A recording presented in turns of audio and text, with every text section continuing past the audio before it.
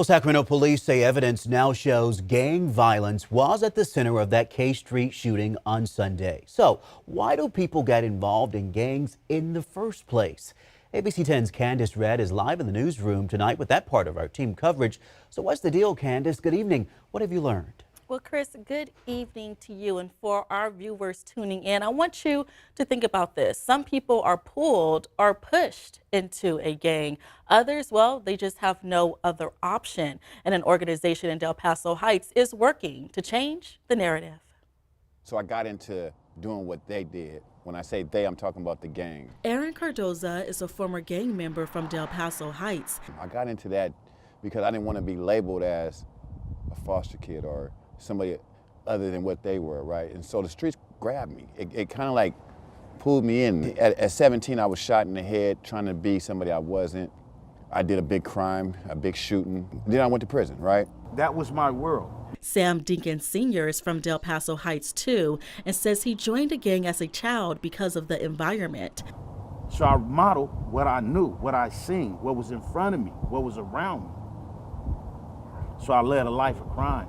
And for a long time, it led to prison. But I've been here basically my whole life since I was 5 years old. Damon Doro says he turned to the streets when crack flooded Del Paso Heights and other black communities in the 80s. It hit like a shockwave. You know, most of our parents is on drugs now, and neglecting started, and it was just like now it's kind of like we got to fend for ourselves. That kind of led me down the wrong path for a while, you know. Cardoza, Dinkins, and Doro are now making a positive difference by supporting gang prevention, intervention, and ending gun violence through Brother to Brother. So Brother to Brother is basically a mentoring program for at-risk youth. Mervyn Brickens Sr. is the co-founder of Brother to Brother and says gangs are more problematic in disadvantaged and overlooked communities. Out here in this area and other areas like it, there are no options.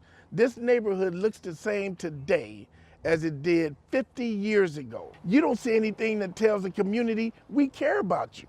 We're gonna invest in you. It's not here. There's different reasons why people join a gang, and that's why you need people who've been there and done that to address that situation, because you can identify it. So we done turned a lot of people around from young to old.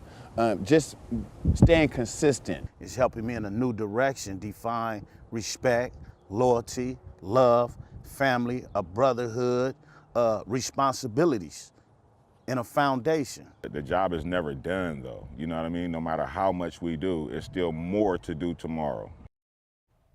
Well, there's no denying America's gang problem, even right here in the city of Sacramento. And that's exactly why Sacramento established a grant program back in 2016 to help fund community-based organizations in preventing gang violence. Well, since then, the city has awarded about $5 million in grants to more than 30 organizations, including Brother to Brother. Well, Brickens says he appreciates the city's support, but short-term funding can't produce long-term results. Chris? And that is why I think this is going to be a pretty big conversation going forward. We are just getting started. Candace, we thank you for that perspective.